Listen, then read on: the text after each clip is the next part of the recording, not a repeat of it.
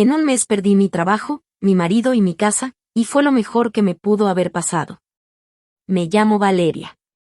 Tengo 37 años y soy dueña de una pequeña pastelería en la esquina de la Avenida Reforma y el Zócalo que huele a vainilla y mantequilla dorada cada mañana antes de que la ciudad despierte. Y tengo 2 niños de 7 años llamados Mateo y Santiago que creen que yo puse la luna en el cielo, y tengo un hombre en mi vida que me mostró lo que realmente se siente ser elegida.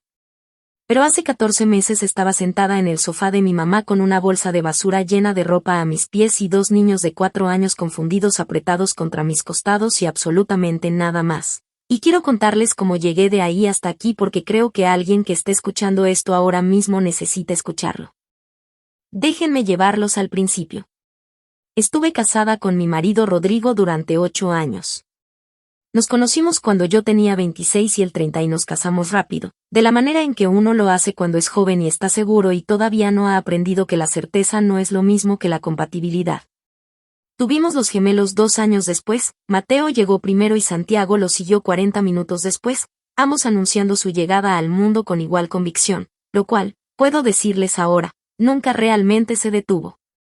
Fueron la mejor sorpresa de mi vida y la cosa que me mantuvo en un matrimonio que llevaba más tiempo mostrando grietas de lo que yo quería admitir.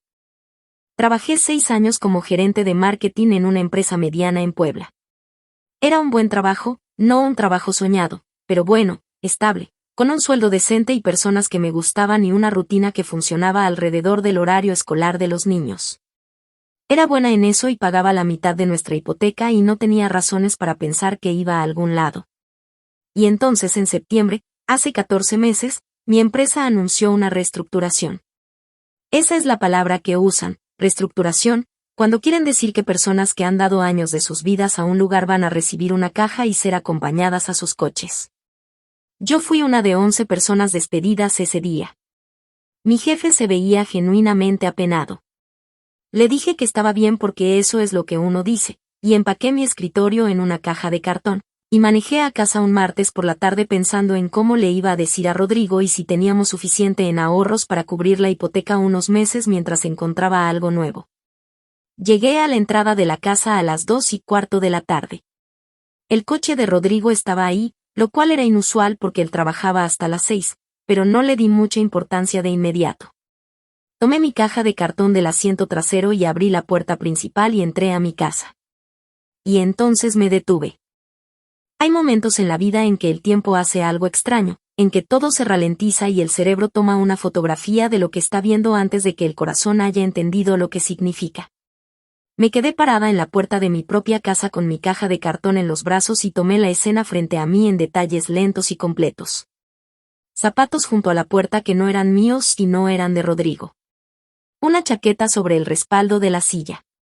2 copas de vino en la mesa de centro a las 2:15 de la tarde. Y Rodrigo, saliendo del pasillo con esa expresión particular de una persona que ha sido sorprendida tan completamente que la primera reacción no es negación sino solo una especie de desnuda y terrible quietud.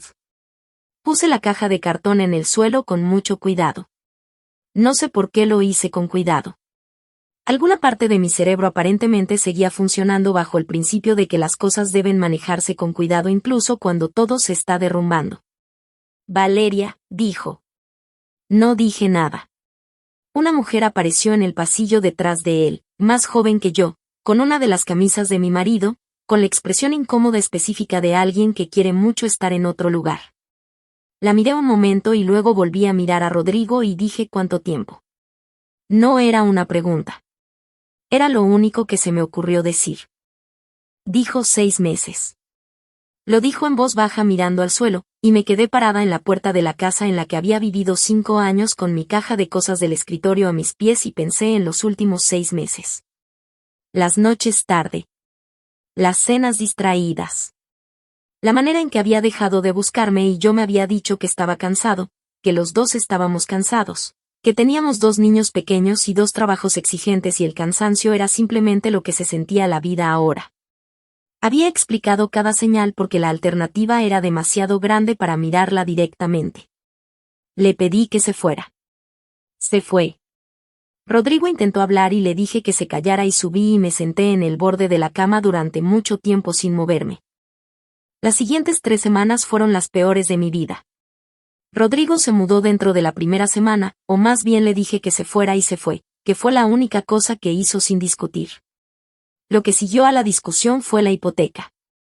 La posición de Rodrigo muy pronto se convirtió en que no iba a seguir pagando por una casa en la que no vivía, y sin mi trabajo no podía cubrirla sola, y nuestros ahorros, que yo creía que estaban más sanos de lo que estaban, resultaron haberse agotado silenciosamente durante los meses anteriores de maneras que apenas ahora estaba empezando a entender.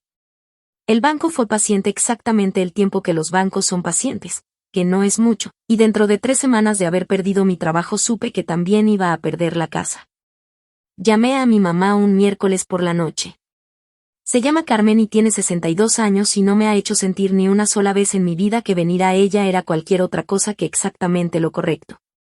Le conté todo, el trabajo, Rodrigo, la mujer en mi casa, la hipoteca, todo, y estuvo callada un momento y luego dijo: empaca lo que necesites para ti y los niños. Tendré el cuarto de huéspedes listo para el viernes. Empaqué 4 bolsas de basura y una caja de juguetes de los niños y manejé a la casa de mi mamá y me senté en su sofá y me permití desmoronarme exactamente un fin de semana, porque eso era todo el tiempo que sentía que podía permitirme. Y entonces el lunes por la mañana Mateo se trepó a mi regazo a las 6:30 y puso sus pequeñas manos a los 2 lados de mi cara y dijo: mami, ¿estás triste? Y lo miré y luego a Santiago que me observaba cuidadosamente desde la puerta con su tazón de cereal en las 2 manos, y dije: lo estaba, mi amor. Pero ya estoy bien. Y lo decía lo suficientemente en serio como para empezar a hacerlo verdad. La casa de mi mamá olía a canela y jabón de trastes y esa calidez particular de un lugar que siempre ha sido seguro, y durante las primeras 2 semanas hice muy poco excepto mandar solicitudes de trabajo, ayudar a los niños con sus rutinas y tratar de dormir las noches que eran largas y ruidosas en mi cabeza aunque la casa estuviera callada. Mandaba solicitudes todos los días. Actualizaba mi currículum. Hacía todo lo que se supone que debes hacer cuando pierdes un trabajo y lo hacía con la determinación mecánica de alguien que sabe que detenerse no es una opción cuando 2 personas pequeñas dependen completamente de ti. Pero al mismo tiempo estaba pasando algo más, silenciosamente y casi sin que yo me diera cuenta. Mi mamá horneaba. Siempre había horneado, era el ritmo de su casa, la música de fondo de cada recuerdo que tenía de crecer ahí. Los sábados por la mañana eran roles de canela. Los cumpleaños eran pasteles de capas que tomaban 2 días hacer. Las tardes de invierno eran galletas que me dejaba cortar con cortadores que guardaba en una lata que todavía tengo. Hornear era su lenguaje de amor y yo había crecido hablándolo con fluidez sin jamás darme cuenta del todo. La primera vez que horneé en su cocina después de todo lo que pasó fue un jueves por la tarde como 2 semanas después.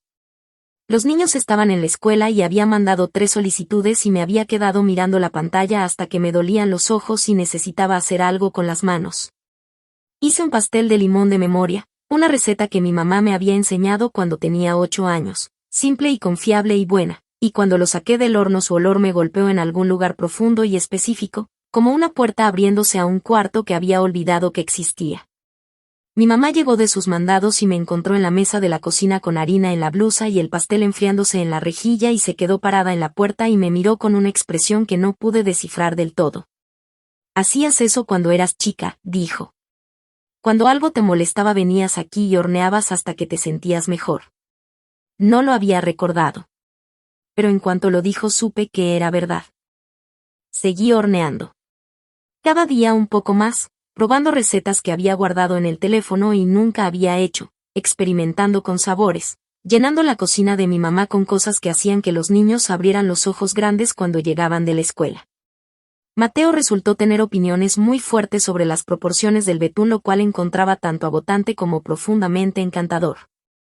Santiago le gustaba sentarse en el mostrador y observar, haciendo preguntas sobre cada paso con la seriedad enfocada de un pequeño científico. Eran los mejores catadores que he tenido y me lo decían regularmente. Como un mes después mi mamá se sentó conmigo después de que los niños se durmieron y dijo: «Valeria, quiero hablar contigo de algo y necesito que me escuches antes de decir que no». Dije: «Está bien». Empujó un sobre por la mesa. Adentro había una cantidad, no enorme, pero significativa, dinero que había estado ahorrando durante años en una cuenta tranquila que yo no sabía que existía. Dijo: «Esto es tuyo. Quiero que lo uses para abrir la pastelería». Me le quedé mirando. «Mamá». Déjame terminar, dijo, en el tono que ha usado desde que tengo 4 años, que significa que no está negociando. Has estado horneando desde que puedes alcanzar el mostrador. Has estado hablando de tener tu propio lugar desde que tenías 12 años e hiciste ese pastel de cumpleaños para tu prima que todos dijeron que estaba mejor que el de la pastelería de verdad. Eres buena en esto, Valeria. De verdad eres buena. Y ya no tienes nada que perder y todo que construir. Lloré. No llorar triste, el otro tipo, el que viene cuando alguien te ve tan claramente y tan completamente que la única respuesta es desmoronarte por completo. Mi mamá me pasó un trapo de cocina porque nunca tiene pañuelos y esa siempre ha sido su manera, práctica y cálida al mismo tiempo, y se quedó conmigo hasta que terminé. Dije que sí. Los siguientes 2 meses fueron los más difíciles y más vivos que he sentido simultáneamente. Tomé el dinero y empecé a buscar un local, algo pequeño, algo accesible, algo que pudiera convertirse en lo que estaba viendo en mi cabeza. Vi 6 propiedades diferentes y ninguna estaba bien, y entonces una amiga de una amiga mencionó un local en la Avenida Reforma que acababa de quedar disponible, un pequeño local comercial con una cocina decente y buena luz y un arrendador que supuestamente era razonable. Se llamaba Alejandro.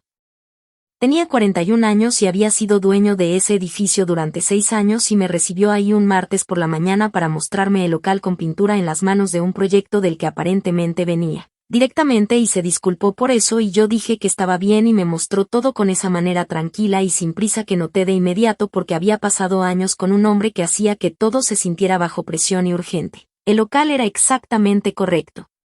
Lo supe en los primeros 5 minutos. Y la renta que me cotizó era suficientemente baja como para que le preguntara 2 veces si había dicho bien. Apenas está empezando, dijo simplemente. No tiene sentido cobrarle la tarifa completa hasta que esté parada. Lo miré un momento. Usted no me conoce, dije. Sé que manejó por toda la ciudad 3 veces para ver este local antes de llamarme, dijo. Y sé que entró y miró primero la cocina antes que cualquier otra cosa. Eso me dice suficiente. Firmé el contrato de arrendamiento esa semana. Lo que siguió fueron 3 meses de construir algo de la nada, que es simultáneamente lo más agotante y satisfactorio que he hecho en mi vida. Alejandro apareció el primer sábado con 2 amigos y una camioneta llena de equipo y pasó el día ayudándome a mover cosas y arreglar lo que necesitaba arreglarse, y lo hizo sin hacer que se sintiera como un favor que le debía, lo cual importó más de lo que supe decir en ese momento. Venía regularmente después de eso, a revisar el progreso, a arreglar un estante que no estaba nivelado, a pararse en el mostrador y comer lo que fuera que estuviera probando ese día con opiniones honestas y útiles. Éramos cuidadosos el uno con el otro. Los dos teníamos historias que nos habían enseñado a ser cuidadosos. Pero en algún lugar alrededor del segundo mes, una tarde cuando los niños se habían quedado dormidos en la parte de atrás del local después de un largo día ayudándome a instalar cosas y Alejandro y yo estábamos sentados en el suelo tomando té en vasos de cartón, rodeados de cajas y estanterías a medio armar, me miró y dijo: construyó algo real aquí, ¿sabe? Miré el local a medio terminar y luego de vuelta a él y dije: todavía no está terminado. Lo sé, dijo. Me refería a usted. Abrí la pastelería un sábado por la mañana en abril con mi mamá parada detrás del mostrador junto a mí y Mateo y Santiago con delantales a juego que mi mamá les había hecho, parados muy serios en la vitrina como el equipo de ventas más pequeño y más entusiasta del mundo. Teníamos fila hasta la puerta para las 9. Vendí todo para el mediodía. Me senté en la parte de atrás después de que se fue el último cliente y me puse la cara en las manos y solté un sonido que estaba en algún lugar entre reírse y llorar y mi mamá entró y se sentó a mi lado y puso su brazo alrededor de mis hombros y no dijo absolutamente nada. Alejandro pasó esa tarde después del cierre. Le había guardado un pedazo del pastel de limón, la receta de mi abuela, la que había empezado todo esto, y lo comió parado en el mostrador mientras yo contaba la caja y dijo: misma hora el próximo sábado. Lo miré. Aquí estaré, dije. Y estuve. Y él también.